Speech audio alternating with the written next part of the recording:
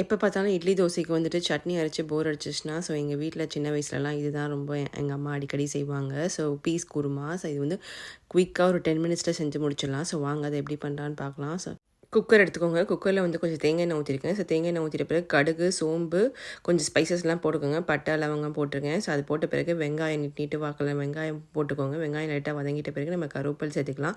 So கருவேப்பிலை சேர்த்துட்ட பிறகு தக்காளி சேர்த்துட்ட பிறகு கொஞ்சம் பீஸையும் போட்டு நல்லா வதக்கி விட்டுட்டுருங்க. ஸோ மீன்வேல் வந்து இப்போ ஒரு பேஸ்ட் ரெடி பண்ணிக்கலாம். பேஸ்ட்டுக்கு வந்து தேங்காய், உடச்சக்கடலை, கொஞ்சம் முந்திரி பருப்பு, காஞ்ச மிளகா, ஒரு பல்லு பூண்டு, சோம்பு போட்டு அரைச்சி எடுத்து வச்சுக்கோங்க இந்த மாதிரி. ஸோ எடுத்து வச்ச பேஸ்ட்டை வந்துட்டு கொஞ்சம் லைட்டாக வந்து காயெல்லாம் வதங்கிட்ட பிறகு இப்போ வந்து நம்ம வந்துட்டு இந்த பேஸ்ட்டை வந்துட்டு ஆட் பண்ணிக்கலாம். ஸோ ஆட் பண்ணிட்ட பிறகு கொஞ்சம் மஞ்சத்தூள், கொஞ்சம் சாம்பார் பொடி, கொஞ்சம் உப்பு இதெல்லாம் போட்டு நல்லா வந்துட்டு தண்ணி சேர்த்துட்டு வந்துட்டு உங்களுக்கு எவ்வளோ தண்ணி வேணுமோ அந்த அளவுக்கு வந்து தண்ணி சேர்த்துட்டு வந்துட்டு ஒரு கலக்கிட்டு கடைசியாக வந்து கொஞ்சம் கொத்தமல்லி போட்டு வந்து இது 2 விசில் வச்சு எடுக்கனா சூப்பரான குருமா ரெடி. இது சப்பாத்தி, இட்லி, தோசை எல்லாத்துக்குமே வந்து ரொம்பவே சூப்பராக இருக்கும். பூரி கூட ரொம்பவே சூப்பராக இருக்கும். நான் அன்றைக்கி வந்து தோசையோடு வச்சு தான் சர்வ் பண்ணியிருந்தேன்.